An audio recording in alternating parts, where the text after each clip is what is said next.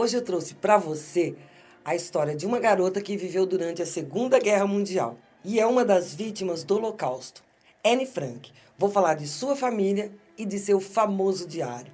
O vídeo está um pouco longo, mas vale a pena assistir até o final. E se você gostar, compartilhe com seus amigos, deixe seu like e não esqueça, inscreva-se no canal e ative o sininho de notificações. Família Frank, de judeus liberais, morava em Frankfurt, na Alemanha.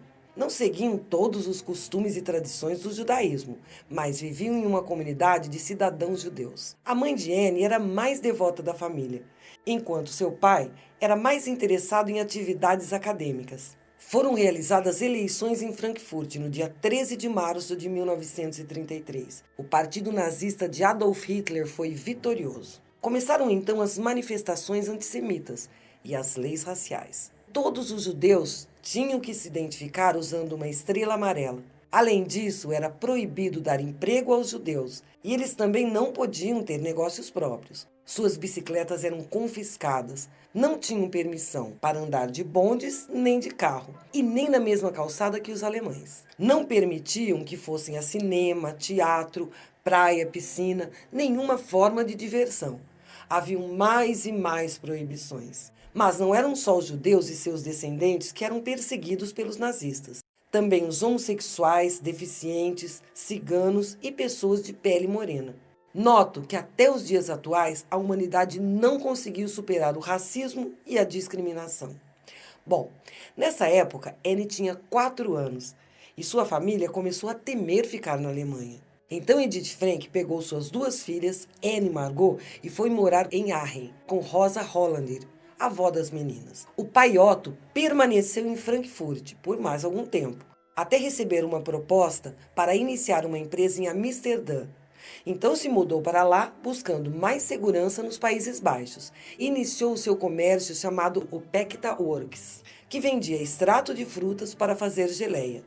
Em fevereiro de 1934, Edith e suas filhas se mudaram para Amsterdã para se juntar ao pai e foram morar num apartamento num bairro aos arredores da cidade. Viveram uma vida normal por 6 anos. Logo que chegaram em Amsterdã, as irmãs Frank foram matriculadas no Instituto Montessori. Anne mostrava aptidão para ler e escrever. Era simpática, energética e extrovertida. Se adaptou muito bem à nova cidade, enquanto sua irmã Margot era mais tímida e reservada, mais estudiosa, tinha habilidades para aritmética. Em 1938, Otto teve a oportunidade de abrir a sua segunda empresa, Pectacon, que comercializava ervas, sais e temperos usados para a produção de salsichas. Em 1939, no ano seguinte, a avó de Anne foi morar com a família. Em maio de 1940, em apenas 5 dias, a Alemanha invadiu os Países Baixos. Tudo o que acontecia na Alemanha também aconteceria por lá, onde a família de Anne morava. A partir dessa data, a vida se tornou mais difícil. O governo começou a perseguir a população judaica, implementando leis restritivas e discriminatórias, além de começar o registro obrigatório e a segregação, que aconteceram logo em seguida. Anne e Margot eram excelentes alunas, tinham muitos amigos. Mesmo assim, pela nova lei, eram proibidas de frequentar a mesma escola que os alemães. Podiam somente frequentar instituições para judeus. Assim, tiveram que mudar de escola, indo estudar no Liceu Israelita. Com receio de tudo o que estava acontecendo, Otto Frank tentou um visto para os Estados Unidos, para ele e sua família deixarem a Holanda o mais rápido possível, mas não conseguiu. Ele também começou a preparar um esconderijo nos fundos de sua fábrica, o Pecta. Em abril de 1941, por ser judeu, não podia ter nada em seu nome. Otto então transferiu suas ações para Jangiés. Os lucros dos negócios continuavam os mesmos, mas Otto recebia apenas renda mínima para sobreviver e sustentar sua família. Anneliese Marie Frank, hoje mais conhecida como Anne Frank, teve sua festa de aniversário de 13 anos no dia 12 de junho de 1942. E nesse dia recebeu de presente uma camisa azul, um quebra-cabeça, um pote de creme, flores e um livro de autógrafos que resolveu usar como diário. O tão esperado diário que há tempos queria adquirir. O diário de Anne tinha um cadeado e capa xadrez em vermelho e branco. Ao começar a escrever um diário, decidiu dar um nome a ele, pois aquele diário seria sua melhor amiga. Anne escreveu: Para melhorar a imagem deste tão esperado amigo na minha imaginação. Não quero anotar fatos nesse diário, como a maioria das pessoas, mas quero que o diário seja uma amiga, e vou chamar essa amiga de Kitty. Em 20 de junho de 1942, ela enumera muitas restrições que haviam sido colocadas aos judeus. Também descreve sua tristeza com a morte de sua avó em janeiro daquele ano. O clima naquela época estava tenso e Anne, preocupada com tudo o que estava acontecendo, deu à sua amiga e vizinha Tosti Coopers um livro, um jogo de chá, além de uma lata cheia de bolas de gude para que ela cuidasse. Anne disse a Tosti: Estou preocupada com minhas bolas de gude, porque eu tenho medo que possam cair em mãos erradas. Você poderia mantê-las seguras para mim por um tempo? No dia 5 de julho de 1942, aproximadamente um mês do aniversário de Anne, Margot recebeu do Escritório Central de Imigração Judaica um aviso de convocação para se apresentar em um dos campos de trabalho forçado na Alemanha. Se ela não se apresentasse, os soldados iriam buscá-la. Esse momento foi muito tenso e preocupante para Otto. Ele decidiu se refugiar o mais rápido possível no esconderijo que tinha montado, o anexo secreto. A mudança aconteceu na manhã do dia seguinte, no dia 6 de julho. Deixaram seu apartamento todo desarrumado, com um bilhete para criar a impressão de que fugiram de repente para a Suíça. A fuga foi sigilosa. Foram caminhando e vestindo várias camadas de roupa, pois não queriam ser vistos com bagagem. Anne, nesse dia, ficou muito triste por deixar no apartamento seu gato de estimação Mortige.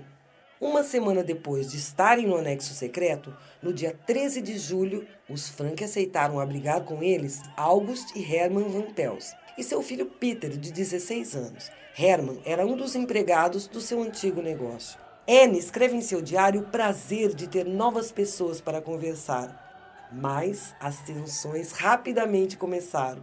Em novembro, 4 meses após estarem no anexo, abrigaram também Fritz Pfeffer, um dentista amigo da família.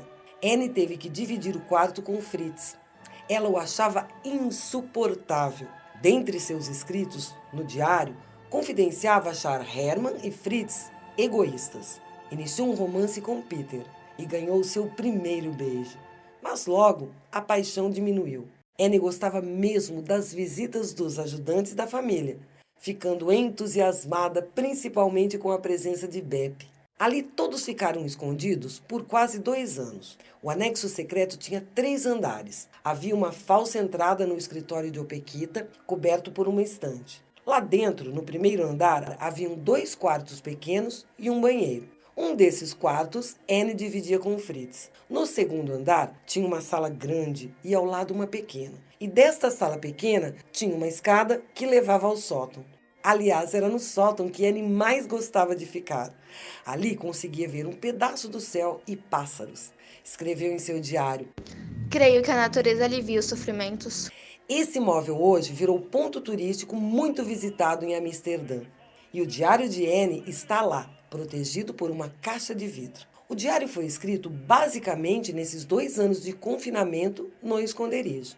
Ela passa o tempo todo lendo, escrevendo, relatando tudo para Kitty. Fala muito sobre a situação política, como se sente em relação a isso, descreve como faz para conviver com os outros e conta sobre as comuns brigas, principalmente com sua mãe. Dentre seus textos, separei um deles. Segunda-feira, dia 28 de setembro de 1942. Querida Kitty, eis criticam tudo, quero dizer, tudo sobre mim. Meu comportamento, meus modos, cada centímetro de mim, da cabeça aos pés. Tudo é assunto de fofoca e debate. Por esse relato de Anne, podemos perceber que ficar confinada em um local pequeno, com muitas pessoas, era muito difícil. Não podiam abrir as janelas, nem usar o banheiro de dia, somente após o expediente dos funcionários. À noite, na hora do almoço, podiam andar no anexo, mas ficavam sem sapatos, somente de meias. Não podiam fazer barulho de forma alguma.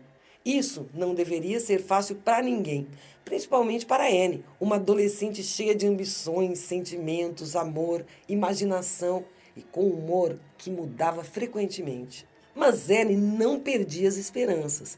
Em seus textos relata: Sei o que quero, tenho um objetivo, tenho opiniões, uma religião e amor. Se ao menos eu pudesse ser eu mesma, ficaria satisfeita. Vou fazer com que minha voz seja ouvida. Vou para o mundo e trabalharei em prol à humanidade. À noite, no esconderijo, ouvi uma rádio clandestina, a BBC. A cada vitória dos aliados, Otto marcava no mapa com um alfinete. E ao lado desse mapa tinham as marcas das alturas das filhas. Em 2 anos, Anne cresceu 13 centímetros e Margot 1. Todos os refugiados do anexo dependiam de alguns fiéis funcionários da antiga empresa de Otto. Eles eram os únicos a saber do esconderijo e ajudavam a sobrevivência das famílias no anexo, levando suprimentos e informações do mundo exterior. Mesmo sabendo que, se fossem pegos ajudando os judeus, poderiam enfrentar a pena de morte. Dia 4 de agosto de 1944, soldados holandeses da SS entraram no esconderijo, prenderam e deportaram todos do anexo secreto. Esse seria o último dia que Anne escreveria em seu diário, que foi deixado para trás no chão. No dia seguinte à prisão dos Frank, Mappy, uma das ex-funcionárias de Otto, encontrou os papéis de Anne espalhados pelo chão. Resolveu guardá-los junto a um álbum de fotografias da família, decidindo entregar a Anne após o término da guerra. Os Frank, todos do anexo, foram interrogados e presos por viverem clandestinamente e considerados criminosos. Enviados para o quartel de punição para trabalho forçado, eles foram transferidos para uma casa de detenção superlotada. 2 dias depois, eles foram transportados para Westerbork, chegando no campo de concentração de Auschwitz. Encontraram lá mais de 100 mil judeus. Na chegada, os homens se separaram das mulheres e crianças, e foi a última vez que Otto viu sua família. Os que eram considerados impróprios para o trabalho, incluindo crianças menores de 15 anos, foram mortos imediatamente nas câmaras de gás. Anne já tinha completado 15 anos. Foi uma das pessoas mais jovens a ser poupada da morte. Ela e todas as outras mulheres foram obrigadas a se despir, a ser desinfetada, além de ter sua cabeça raspada. Com certeza, os Frank foram traídos, delatados, mas até hoje ninguém sabe quem foi. No campo, as doenças eram excessivas. Em pouco tempo, a pele de Anne e Margot foram infectadas pela sarna. Transferidas para a enfermaria, elas estavam em um estado deplorável. Sua mãe dava a própria comida a elas, através de um buraco que ela própria fez na parede da enfermaria. Em 28 de outubro do mesmo ano, 8.000 mulheres, entre elas Anne e sua irmã, foram transferidas para o campo de concentração de Bergen-Belsen. Sua mãe ficou para trás e morreu dias depois de fome e exaustão. Em Bergen-Belsen, Anne encontrou brevemente 2 amigas, Anneli e Nanette, que estavam confinadas em outra seção. No início de 1945, uma epidemia de tifo se espalhou por todo o campo de Bergen-Belsen. Testemunhas declaram que Margot caiu de sua cama em um estado debilitado e foi morta pelo impacto. Anne faleceu alguns dias depois de tifo. Não se sabe as datas exatas das mortes, mas estima-se que foi em fevereiro de 1945. Anne tinha apenas 15 anos. Elas foram enterradas em valas comuns em um lugar desconhecido.